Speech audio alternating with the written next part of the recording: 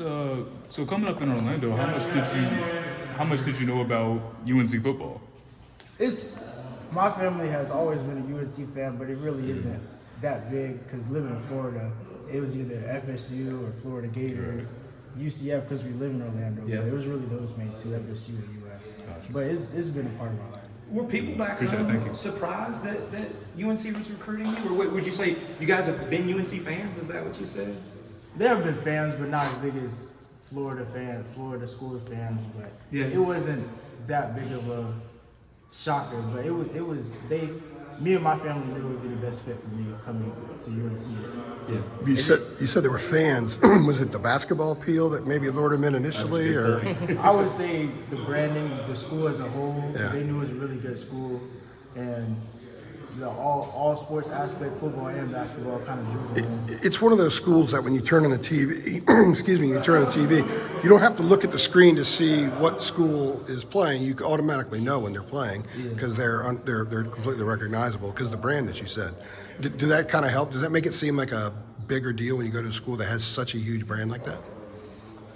Yes, it could be a factor because when you go to a branding that's a bigger school, it helps you get out there more and get more competitive because you're around better people and people that are helping you upgrade your level of playing. How do you stack up as a fast guy? How do you stack up with fast guys on this team? Who's the fastest? And I'm not sure who's the fastest, but I'm sure I can be up there with them. I can compete with just about anybody. okay, fair enough. What are your GPS numbers? Have you done that yet? No. They have it in the helmet. Yeah. We've gotten some GPS numbers at like 21, They 22. used to put it on the scoreboard in the indoor. You know what I mean? Like you had the fastest. So you'll get that in a few weeks, I imagine. You stick the helmet on. We haven't gotten there yet. So what are you doing to get ready for spring mentally? Because you're going to be out there doing something you hadn't done before at that level, and then not long after it'll be the physical part of it. So how do you get yourself mentally ready for that aspect of college football? Getting ready for it, I think, first, you're right, you have to get ready for the mental aspect. You have to get adjusted to, all right, this is not high school, this is college. Especially at a big time level, you have to get adjusted to the speed of the game and the complexity of it. And coming in from high school, you're not going to be as big as the other guys who've already been there.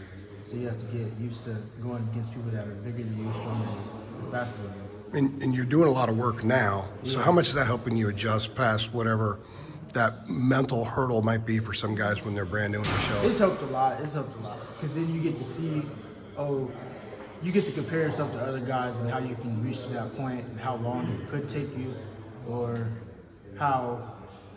where you could be used in that stance or how you could line up against with somebody. There's a lot of DBs in this room. To piggyback what Adam was saying, who's the fastest in this room? Of all the guys that are talking to us today, you're the fastest? Yeah. Oh, really? I got to be fast. The top dude seemed pretty confident. Are you throwing down a challenge? Or? I'm always down for a competition. What we need a social media video of the challenge. Or you can do it as an NIL event. Do it some NIL. Yeah, I guess you can do NIL stuff now too. Get someone to sponsor. Go ahead. I want to go back to your recruiting. Is it true that you were offered at a Carolina camp? Or what was that process like? So explain that for me. So I came up to a camp and we did the drills and it was a great experience coming up and going against other guys, and I stood out above others, and Coach Brown felt like I was a good fit for the school and he offered me on the spot. Was that even in the back of your mind that you were going to get offered that day, or what was your thoughts coming in? That was the goal coming in, to get an offer. But it was times where, because everybody messes up, it was times where like, dang, I don't know if I'm doing well enough. Yeah. I meet his expectation to get an offer. Do you remember him saying anything that you did specifically that stood out for you to get that offer or anything? I would say how I carried myself. He said how I carried myself after messing up and coming back and getting it right again and making up for my mistakes. Did he say anything about how fast you were? Yes, he did. He said I Was that June of 22? Yes. It Yeah. was Like, I remember you were offered at camp. I was trying to think if it was June of 22. I think that's when it was, correct? Yes. Okay. Ty was saying that he had noticed, and especially the older guys that have been here for a couple years have noticed a difference in personality between Coach Collins and Coach Chizik. Collins kind of a fiery Yeah. psycho, a bit of a dude, and Chiswick being more maybe laid back and quieter. Is that something you've just picked up on knowing both guys now, like Yeah. the differences in personality? Yes, I say Coach Collins is definitely more energetic than Coach Chiswick. They're both great coaches, but they both have two different personalities.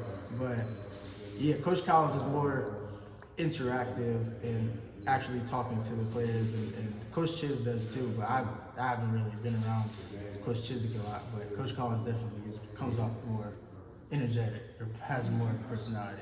Yeah, Ty was saying like maybe one of the first practices Collins was screaming and he like kind of stood up straight like, oh man, he's really laying into us a little bit. Is that something you noticed the volume maybe? Yeah, he's more well spoken. He talks. His voice carries a lot. His voice carries a lot. That's a good way to put it. What's your weight right now? What's your goal weight?